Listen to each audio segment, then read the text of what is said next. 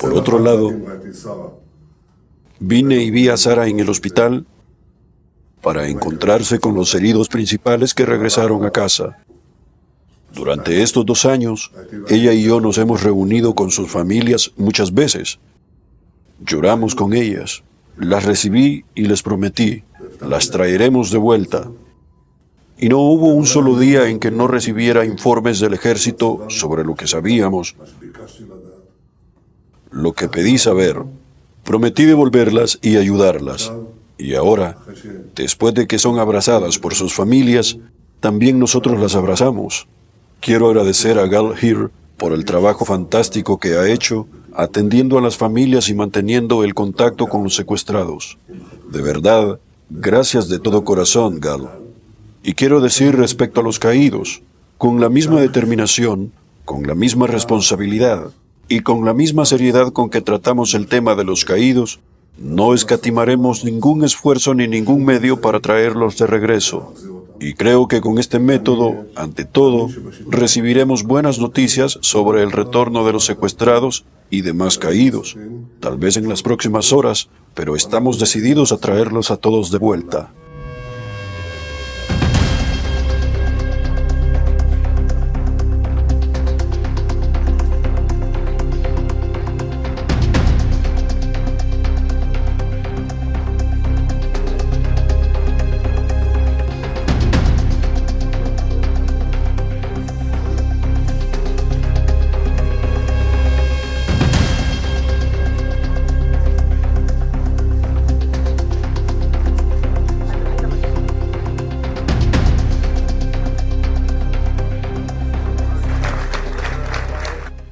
No se trata solo de traer el cuerpo, porque la familia necesita sanidad para poder recuperarse.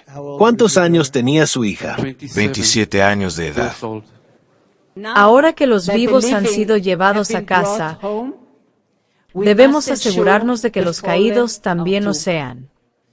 Solo ustedes pueden garantizar que nadie quede atrás.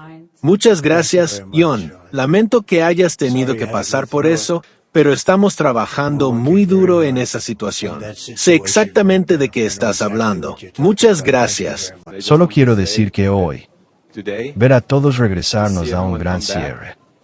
Solo quiero que todos los fallecidos también regresen, para que todos podamos tener nuestro cierre completo.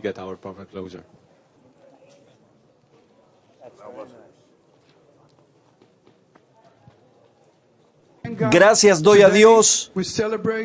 Hoy celebramos ver regresar a los rehenes, pero en nombre de mi hijo y de otros 915 soldados que se sacrificaron para llegar a este momento, les tenemos una petición.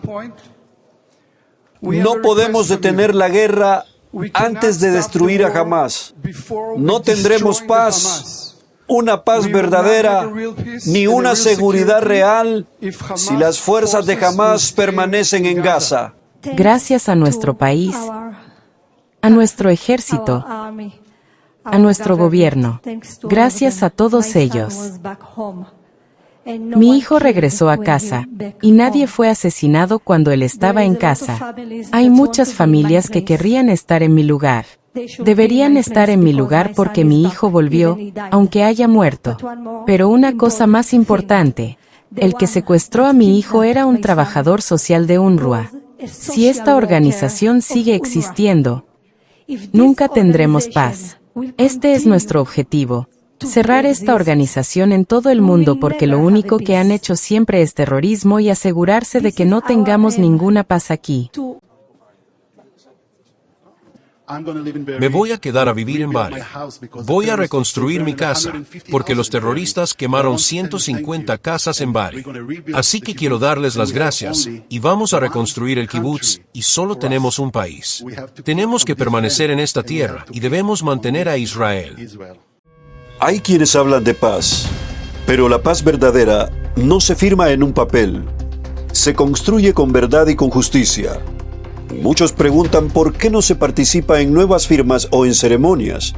La respuesta es simple. No hay paz mientras los enemigos sigan soñando con nuestra destrucción. No se puede construir reconciliación con quienes educan a sus hijos al odio y celebran la muerte como un acto de honor. Lo que estamos señalando toca el corazón mismo del conflicto. No hay una paz verdadera, solo una ilusión diplomática, porque mientras no haya un camino en el corazón de las naciones que odian a Israel, ningún documento firmado traerá reposo. Los resentimientos, como bien se ha dicho, son fruto de la falta de perdón y de ceguera espiritual. Muchos líderes árabes hablan de paz, pero mantienen la narrativa de que Israel es el enemigo, repitiendo el mismo odio ancestral descrito en Salmo 83. He aquí que tus enemigos rugen, y los que te aborrecen alzan cabeza. Contra tu pueblo han consultado astuta y secretamente. Y aunque el mundo los llame ocupantes, la verdad bíblica es que Dios mismo entregó esa tierra a Israel como pacto eterno. Por eso, cuando los iluminados de la diplomacia intentan forzar acuerdos sin reconocer ese pacto, terminan frustrados.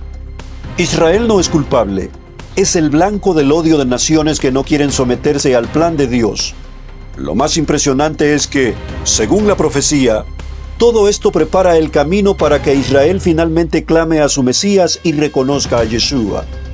Israel no busca guerras, pero si es obligado a defenderse, lo hará una y otra vez, como lo ha hecho desde Abraham hasta hoy. Israel no pide permiso para existir. Israel no se arrodillará ante el terror. Cada rehén liberado, cada familia que reconstruye su casa, cada soldado que entrega su vida, es una prueba de que Israel sigue en pie, no por poder, sino por propósito. El conflicto en Medio Oriente no es solo político, es moral, espiritual, es el choque entre quienes valoran la vida y quienes glorifican la muerte. Y aunque el mundo entero se vuelva contra Jerusalén, hay una promesa que no se rompe. El que guarda a Israel no dormirá.